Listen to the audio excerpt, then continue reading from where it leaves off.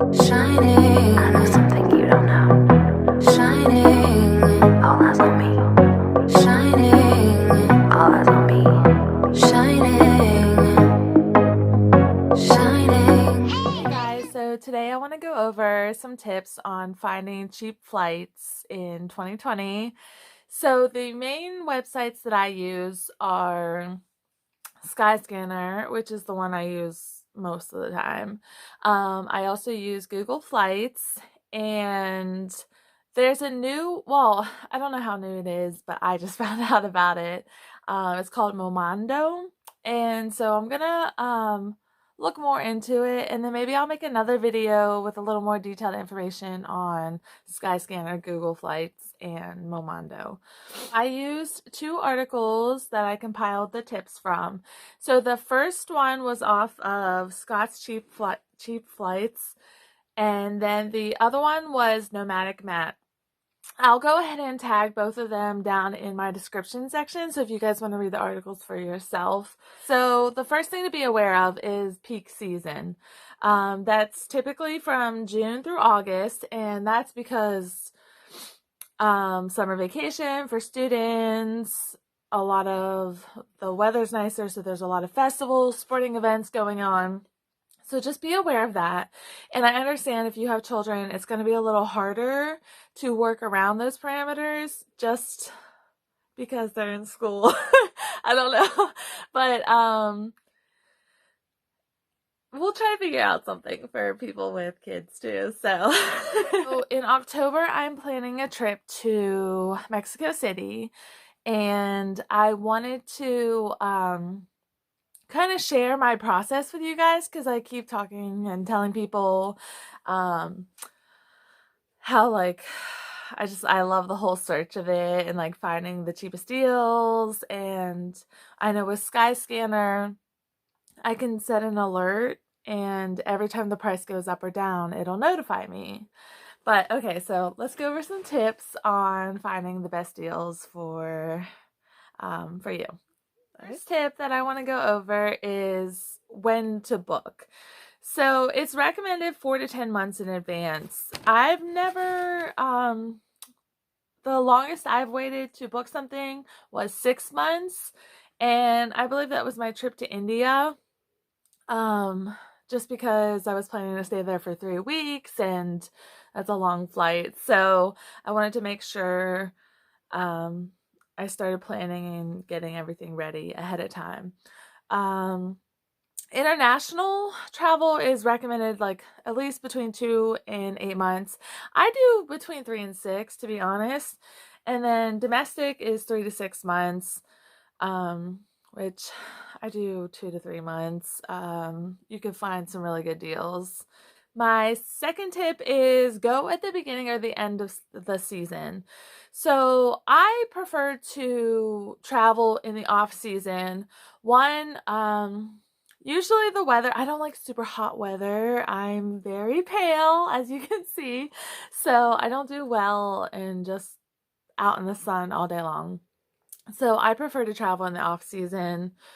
But if you try to plan your trip towards the beginning of the travel seasons or the tour seasons or the end, you can a lot of times get some cheaper deals. And so the third tip is adjust your price expectations.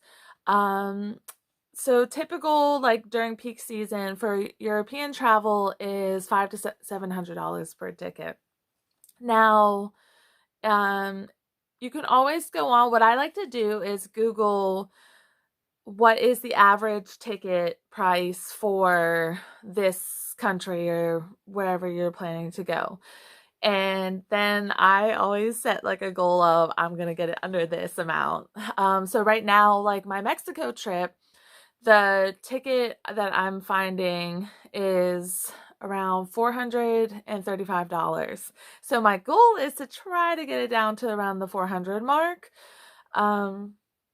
And I'm not planning to go till October, so I'm trying to get my ticket, what is this, March? So by April, hopefully I could get it down under that 400.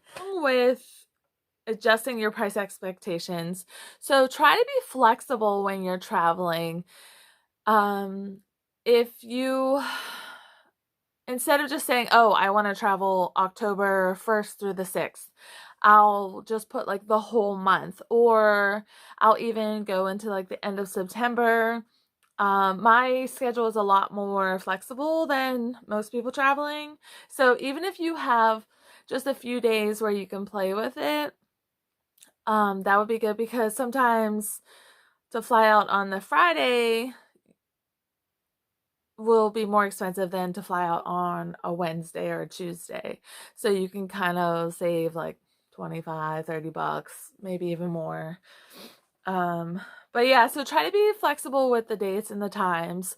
A lot of times it's cheaper to fly in the middle of the week, or looking at my notes over here, after major holidays, or if you pick a early morning or a late night flight, because most people they don't want to mess up their sleep schedule too much. So they don't want to take those 5 a.m. flights or those 10 p.m. flights. So keep that in mind. Number 4, another great, I haven't actually used this tip yet per se, but I just kind of really learned about it and like, oh, that makes sense once you think about it. But so focus on getting to the continent as cheap as you can. So let's just say they call it the Greek island trick. I don't really know what that means. But I guess I should have Googled it. But so the whole premise is, so say you're trying to go to Prague and the ticket's like 1,300, but if you're looking at the whole continent, like, so Google Maps and Skyscanner will let you look at whole areas. Like, you could pull up the world map and see what the flights from your airport are during that time frame that you're trying to travel. So if you pull it up and then it says, oh, a flight to Paris is only 800 versus the 12 to 1300. So what you could do is fly into Paris and then use a budget airline within Europe to get to Prague. So when I was stationed in Germany, Ryanair, I would fly with Ryanair all the time. And for a trip from Germany to like Frankfurt area down to Italy, I paid $60 round trip. And this was back in 2011, 2012. So obviously prices have gone up a bit, but yeah, so you can schedule those flights. So there's a bunch of different airlines in each country or each region. So just keep that in mind. If you really don't want to spend over $1,000 to go visit somewhere, which I don't think I've ever paid that much. Even for my flight to India, I paid $680 for a round trip ticket. So the cheap deals are out there. You just gotta be persistent. Tip number 5, I already mentioned about being flexible with the dates and times, but also be flexible if you can and if you want to, with the destination. So what I've come to find is I love pulling up the Google Flights or Skyscanner and say, okay, I want to go to Mexico City. But then I look around like, oh, okay, well, Costa Rica, it's like way cheaper to fly there, or Belize, or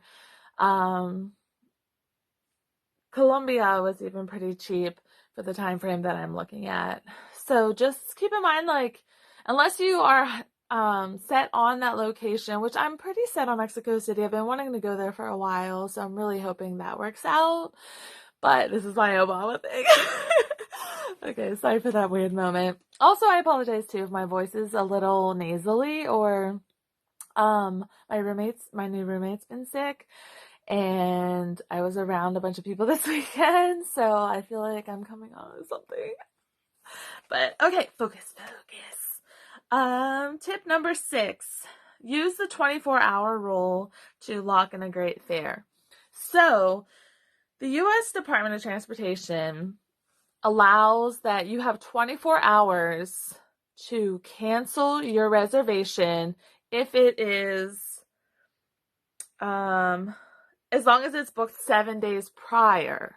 So as long as you're 7 days or further out from your trip date, you have 24 hours. So if you find a deal for, let's say, my Mexico City trip, if I found something for $410, I can lock that down and then continue searching for the next 24 hours just to see if I can come up with anything cheaper or better times or anything. So you have that window to cancel. 7 is obviously if you have travel points, use your travel points. I don't. I have my credit card through my bank, USAA, and I get points on there for my credit card, but I use them for other things. But so I don't have any credit cards, and I don't want a bunch of credit cards. So there's it depends on which card you go with and what you're into, but you have to pay it off within the month and this and that. And I just honestly, like, I'm not good with that kind of stuff, so I don't step into it. All right. Tip number 8, sign up for Scott's Cheap Flights. So actually somebody I went on a date with while I was in California recommended this to me, and I signed up with it, and I love Scott's Cheap Flights. So what they do is if you sign up with them, they have a paid version and a free version. I just use the free version, and every week, I'd say almost, they send me a message saying with their deals that they found. So I think one of the ones I just got was Trinidad, U.S. Virgin Islands. There was one for Mexico, but it was Vallarta or somewhere. So not for Mexico City yet, but yeah, they send them out all the time. So if you like, you can get flights. I think the one for Trinidad, there was like a $200 flight. So if you are just, and it's not for like, oh, right now you have to go right now. Like, it'll be for different time frames, and if you want to swoop it, then you can swoop it. If not, whatever. So those are my main tips for now. Like I said, I'm going to try to use Momondo a little bit and figure that out, and I want to maybe try to get more information on that for you guys. If you're interested, let me know below. I'll also maybe do a video more with like Skyscanner and Google Flights and kind of go more in depth of how to use it, the search engine and everything, how to set the alerts so that you can keep track of your flight, and as soon as the price, like, even if it increases or decreases by $1, they'll send me an email and say, oh, it went down $1. So it's kind of nice way to keep track of that. But yeah, if you guys have any travel questions, tips of your own, please leave them below, and I'll do my best to answer them and do some research. And if it's travel related, I love like reading and looking into it. So, but yeah, and I'm always willing to learn new tips and tricks. So if you want to leave them below, I'll greatly appreciate it. But yeah, thank you so much for watching today. I got my vision board behind me that I did a video on. I'll link that. But yeah, I look forward to, learning more about this stuff and sharing it with you guys. Thanks for watching.